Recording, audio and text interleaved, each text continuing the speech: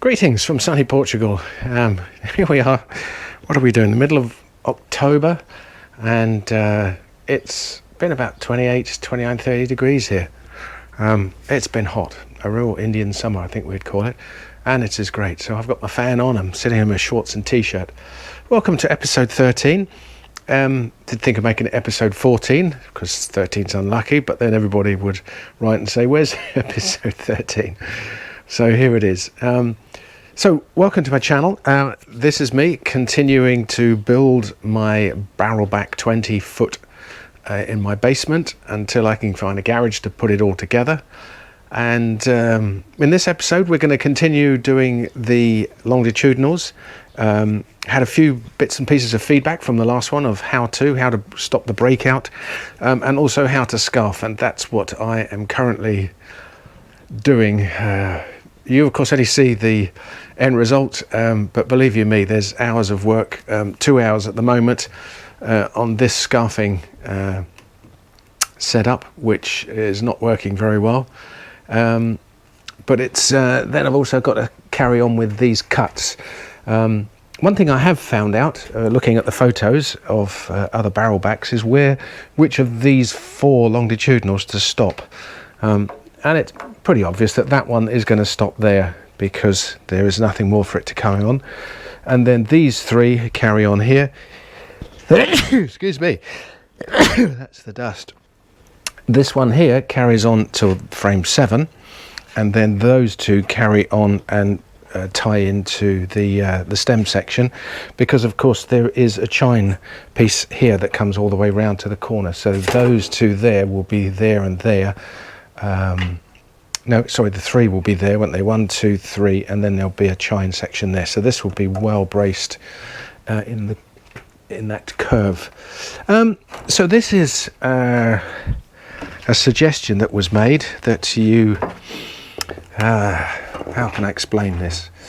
My piece of wood that I want to cut is there. That's my 30 by 15, and my other one is there. And as you can see, I've cut that by just simply putting some supports behind and then screwing them to the supports, and then I've got a faceboard here that I can just simply hold the Japanese saw to, and then I can cut, and then that will be a 90-degree cut. At least that was the theory. However, you can always tell if the cut is at 90 degrees. If that face there was coming down there, then that would be at 90. But it's not, it's coming down, so that shows that this is overpronating, like there. So despite trying to get this and cutting it and putting it in my right-angled sander to get that at right angles, that is clearly not quite at right angles. So this is an awfully long and complicated setup to get the pieces of wood in, to get this. I was hoping once I'd got this test piece done that this would be easy to slot the pieces of wood in and out, but it's not right. It's not scarfing at the right angle, so this is not right. So what I'm thinking here is that I should perhaps go back to my circular saw, which I would have put on a flat board, so I know I've got the blade is going to be at 90 degrees, and then just use a frame where I could slide the blade for the circular saw in at the right angle, and then just chop these off, and then that would be pretty good way to do it, because then I could alter this for the different pieces of wood, you know, like the 100 by 200. If I could slot that on its edge and then put the circular saw in, at least I'd have the first cut. I could then maybe use the handsaw just to finish it off, or maybe turn it over and cut the other side. It's got to be a better way of doing it than this, and so it takes, you know, it's quite hard to, because I'm cutting through all these pieces of wood here. There's got to be an easier way, and I'm all for finding an easier way, which normally means using a tool. So it's back to the drawing board a bit, but this is version 1. Version 2 is to follow. Well, I'm back with version 2 after a little bit of thought. Just check I got sound. Yep. This is it. So what's new? What have I decided? What did I learn out of that? I had a right angle. In fact, this was it here, and I'd done it on my sander there, so it was exactly right. And I used my Japanese saw, but as you saw. It does that. It doesn't cut at right angles, and that's holding it against the face there with one hand whilst I saw. Takes forever. And I think from where I did the scarf joints on the engine stringers there, the big thick pieces of wood, that the mechanical option is A, quicker, and B, more accurate. And so that's where I thought I would come back to my trusty Dexter with the laser line on the front here, and I've come up with this, which is basically I've got these pieces of wood here as a guide. My 30mm piece of wood is jammed. Oh, I've got the clamp on there now, haven't I? Is pushed in there, and that's the width of the scarf that I want, which is 150mm. That's about 8 times the width, a fairly minimum. Then on top of that, I've got these 2 runner blades for my circular saw to sit on, and this thing here is the fence on which I push the blade. And now, by aligning that there, that runner, as you can see, it's right on those 2 marks. It starts there and finishes there. So all I have to do is just run along there with my saw, and bingo. At least that's the theory. I've literally just cut this one. Takes a little bit of getting out, and that's what I'm left with. And as you can see, I've done 2 cuts now. They're both pretty much at right angles. That's not bad at all. And if I were to align them, there's my scarf, and they're straight, and the cut is beautiful. So what I should do, I think, is to glue a couple of these flushed with that, because I've got quite a few here to cut, and this jig I can keep. So what I'll do is I'll glue these up and just see if it actually comes out dead straight. It certainly looks it, and for the sake of a boat, I'm pretty sure that's going to be good enough. And it's a perfect cut again, and that seems to be the way to do it. It's taken me a little bit of time, wasted quite a bit of wood here, but hey, it's necessary, because now I've just got a jig. I can push my piece of wood straight up into that slot and clamp it, cut it, and it's done. And then a simple job just to glue. So that will be the next thing, is I might just actually take this one off and glue it up and see what it looks like when I put it back on again. If it's hopeless, I'll just cut a bit off and then I'll do it again. But I'm thinking that that's looking pretty good, and I'm pretty happy that that's the way to go. It takes a little bit of time to make, well, I had to think about and to make it, obviously, but once you've got that, you have got your jig in which you can cut all the other pieces of wood. The next question is this one, isn't it? Is to scarf these 100 by 20 pieces of wood, because I could possibly make another jig here on a similar piece of wood. That's got to stand up, isn't it, there, and I've got to be able to cut. I've measured my saw, that's 65mm. So I'm 65mm into 100, and the rest, I have to see how that goes, but I could probably finish that off with a handsaw. Really, a bigger saw with a bigger blade that would cut 100mm deep is the answer, I guess, isn't it? I didn't particularly want to buy another circular saw, but if there's enough cuts and scarves to do, and I'm thinking, yeah, there could be a lot when I come to do the decking and stuff, but it's all fairly small wood. I think the only piece I've got to do is the keel planks. Anyway, as always, go away, think about it, and normally come up with an answer for it, but this seems to be working, and I like the clean cut, the fact that it is absolutely dead on, and it's cutting it at 90 degrees. So success. I'll crack on. I've moved my jig down the bottom here so that I can get the wood up against the wall. Here is my next piece, which I can just slide in until the end comes up against my 2 marks there. clamp it.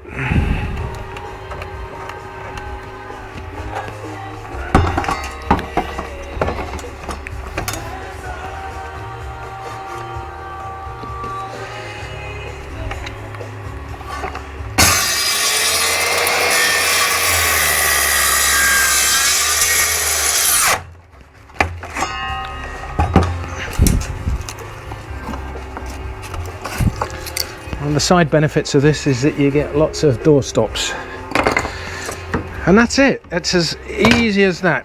And if I pull that out now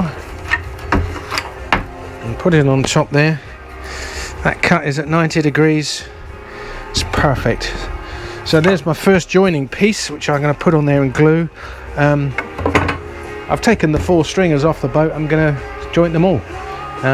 So I need to cut another 3 pieces of that, and then I'll get on and glue it. Well, morning. Follow on. I've left my scarf joints to dry overnight.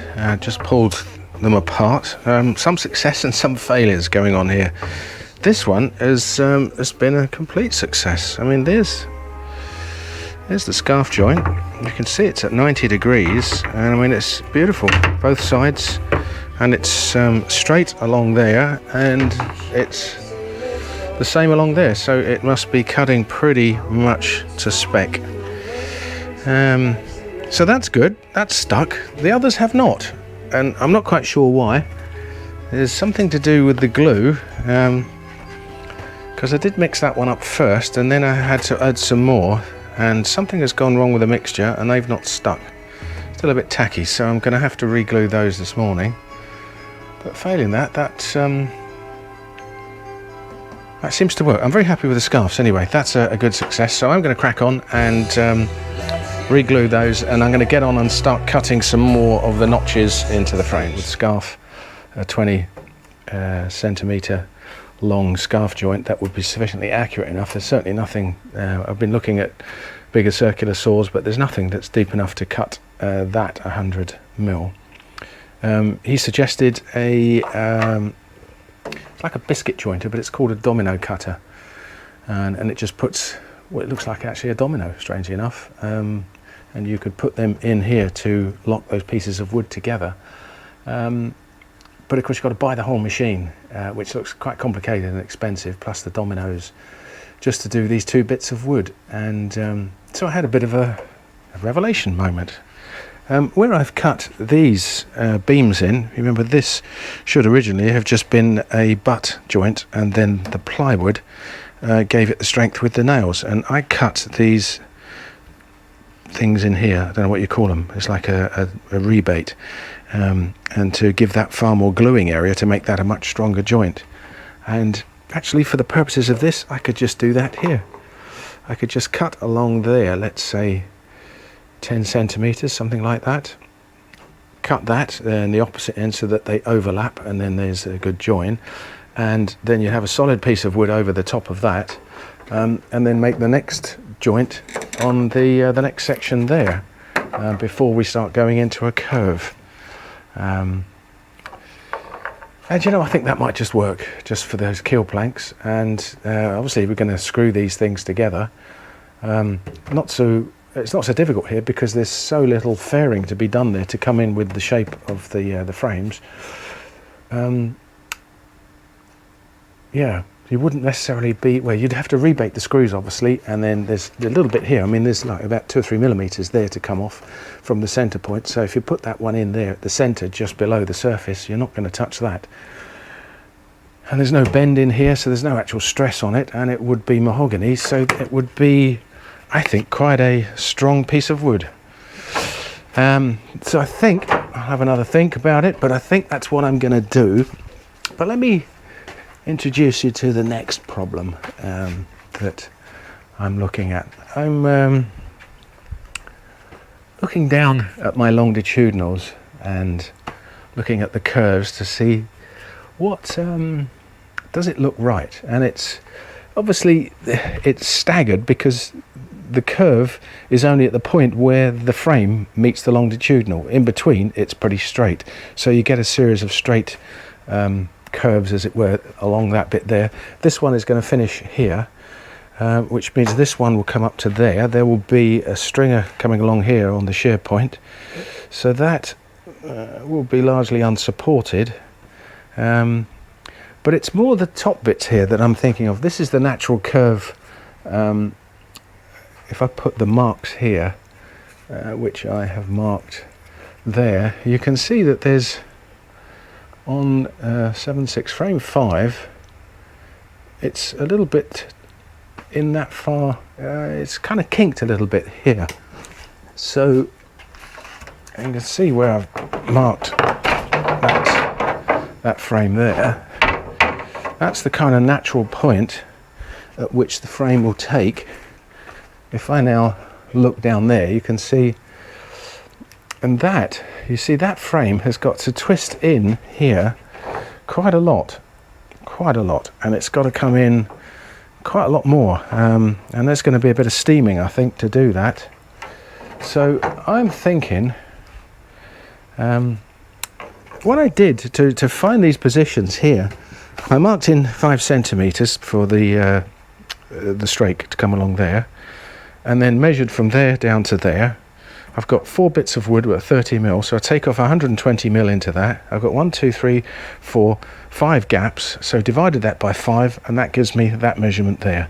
And those are the pieces of wood that I have put there, and there, and up there. But that makes that too close. If I do the same on this frame to the nose section up here, there's too much twist going on in that wood, and it's going to be very close to the nose section, so I don't need that strength there. We could do with shifting these pieces of wood down a bit, this one down a bit, and this one down even more, which means then moving that stringer.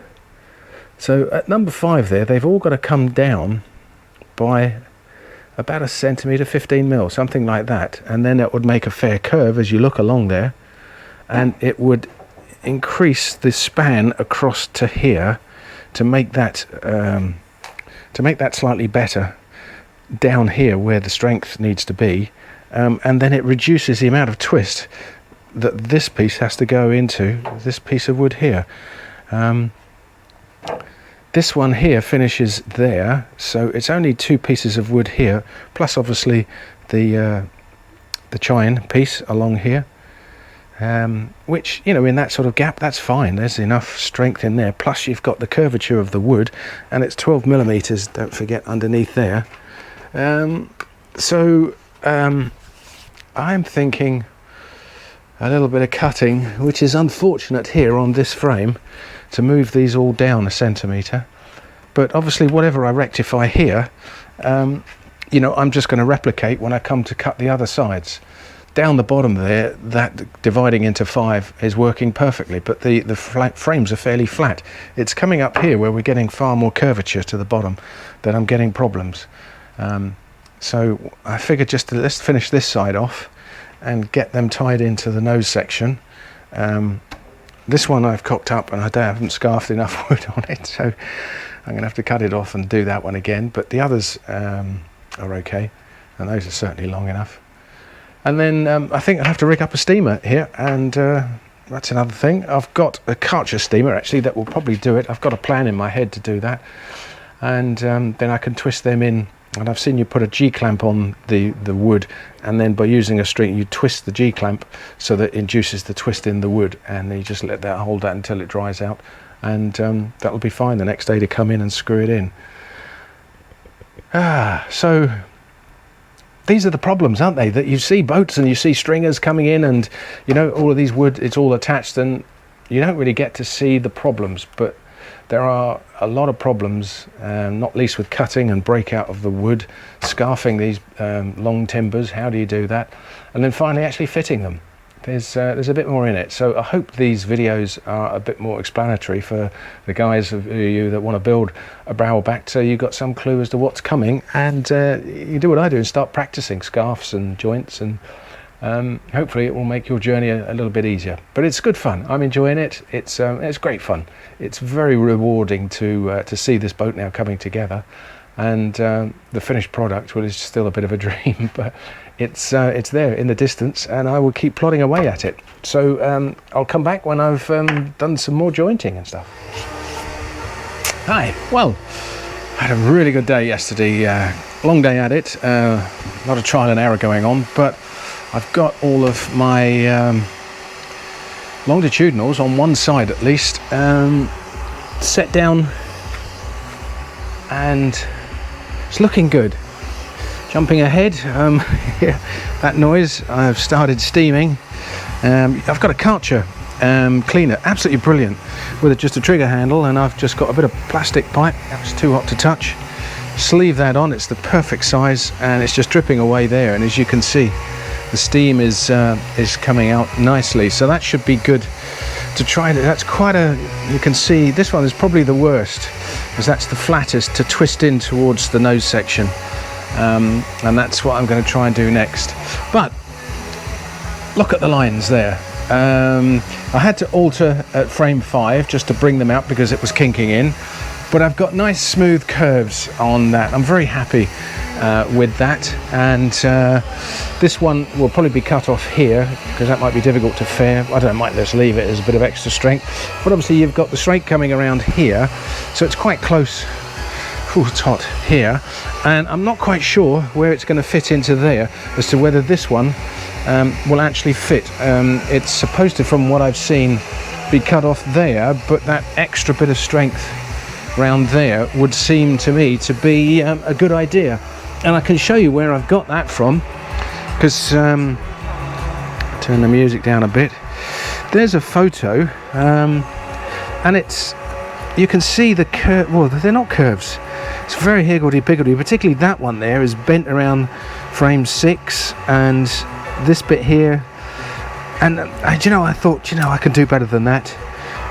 There's another one, and look, he's got nice, perfectly straight, or nicely curved, and I think that's the other way, and that looks much better. And you can see the first one ends there on frame 6, that one ends on frame 7, and these two slot in there, and then that looks quite nicely spaced, doesn't it? So that's probably what I'm going to end up doing, I think, but we'll see how it fares out when I've fitted this piece and where it comes into here. I was having a chat with the carpenter this morning about fairing this nose section in and how these are going to fit to that nose section, because here it's pretty obvious, isn't it? It's going to be that sort of curve there, sorry, that's going to be cut out there, and that will be faired into this frame, so it comes to a point, as all of these will all the way back. And as we go further forward, it's getting steeper and steeper. So is that then going to match that frame? I guess it has to, for the plywood to lap onto it there. But there comes a point here, ah dear, I'm going to have to do a bit of research to find out, because that would be sloping back like almost to that point there, which would give very little point of contact on this wood to attach that to here, as I'm presuming that this is glued and screwed on.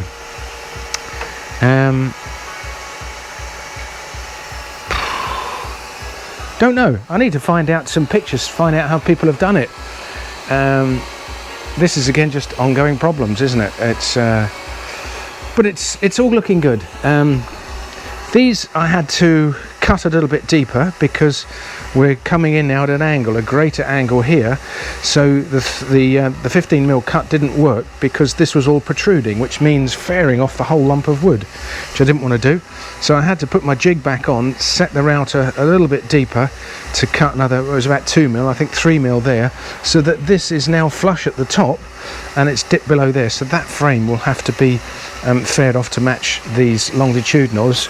And kind of more so here, this was, excuse the noise, you can see there how deep that one had to go, so it's good there. So this will all be just faired off, so that the plywood will lay smooth on those boards.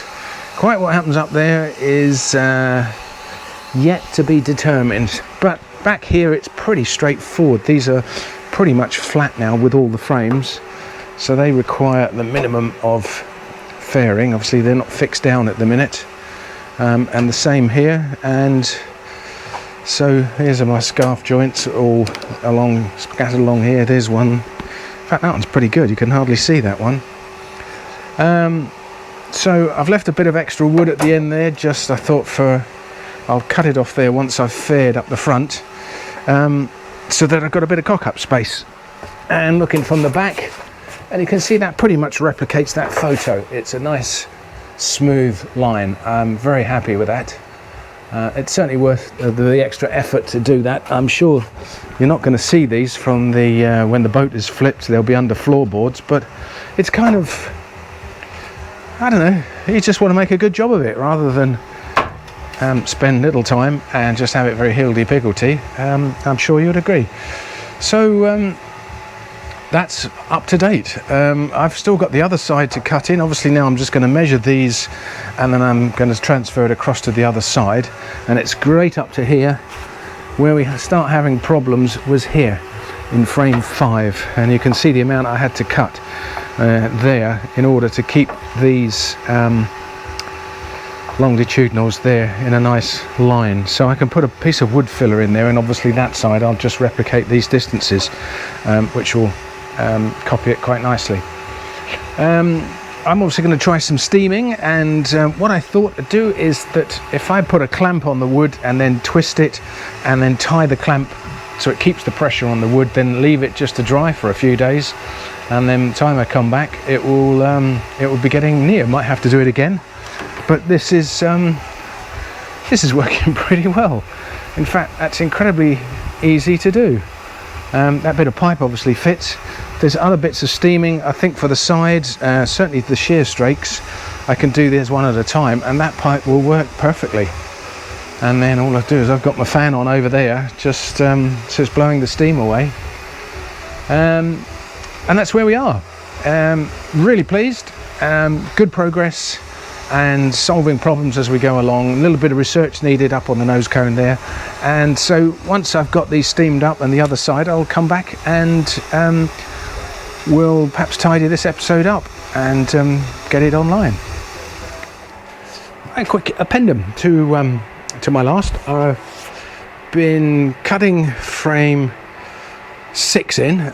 These were slightly proud, so I took the bits of wood off and just routed them a bit deeper, so that this frame has to be obviously faired into the longitudinals, but it's now flush, and that's okay.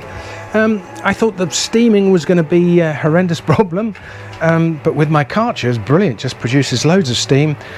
Put it up a little tube up there, and this is my result. All with just one go, about half an hour each. This one is probably the worst. It's probably about 70 or 80 degrees there. That's had to twist. Did that in a 1er and just held it with a G-clamp and tied it down, and now that's pretty flush, what it will be, to there. Middle one, as you can see, is pretty good, and the top one is the same. Pretty easy. I'm delighted to say, because I think the bottom strake here, where that's got to come into the that nose section there, that's going to be a steaming job to get that round that corner. And it wouldn't be a bad idea to actually do that, so that I could start fairing the nose section to a point to find out how this is going to fit here, with the plywood here. As it comes further forward, it's going to be quite a busy old corner, that one. Let's have a look and see if there's any pictures of what people have done on that one, and how much to fair that nose off, and kind of how does that work. How does that go? Does it go all the way? Do you fair it off back to your longitudinal, so it's a smooth? Is it going to be a curved line? Because there's a cutwater, isn't there? A metal cutwater fitted on the front, and that looks like it goes to a point. So with these pieces of wood on there, I think I'll probably have a much better idea how it's going to work. So I'll leave those to join. I'm going to work tomorrow for a week, so I'm not going to be able to do any work on the boat. So I'll just leave those to let that dry, and then hopefully those pieces of wood will stay put like that. Next, episode 14, I'll probably get on and start cutting the other side, and that's going to be hopefully a lot quicker this time, as I know now what I'm doing, and I've got the measurements to just transfer across to the other side. And then I'm probably going to try this strake down the bottom here, forget what it's called, shear strake I think it is, and then that's going to be easy up the other end there, and coming round will require a bit of bending, but more to the point is the height of the deck there, because there's some deck planks to be laid on there, and they've only given me 1 centimetre in the plan plus the decking, so you know, 13 mil, that's not enough for a decking plank. That's going to be too much flex in that, so I'm thinking of making that much deeper, which will have to be reflected by these pieces here, because when I turn the boat over, I'm going to obviously cut into them to lay the decking planks, and so I want enough meat in there that I'm not destroying the structural rigidity of the boat. So that's a little bit of thought required for that one. And then this chine strake around the corner here, it's going to be much the same as these, but I think at least a couple of pieces of wood, because if I remember, when you do the plywood, it rests up against that, or at least a couple of them do. So that's where we are. I'll get this buttoned up, and I'll get it onto YouTube. Thanks for watching. I hope it's helpful. A little bit more detail in the build on how to do things, the problems that I'm encountering, and how I get around it. I'm not a carpenter, so it might not be the best, certainly probably isn't the easiest or the quickest, but you expect that to take a bit of time, and you'll get there eventually. And hopefully I've got some keel plates so that I can put them on, and then when all this is on, I can start fairing it. That's going to be a big job. And then I'm up to plywooding. I can't believe how quickly this is moving along. It's really good. So I've had a really good few days, really pleased with my progress, and it's good. It's really good fun to build your boat like this. It's a bit of effort, it takes a long time, but when you get these results like this and everything starts looking good, you think, yeah, this is how it's going to go. So I hope I can continue that. Anyway, thanks for watching. Comments, as ever, always greatly appreciated, of ways to do things better, or not, as the case may be. And I'll see you in the next episode. Cheers.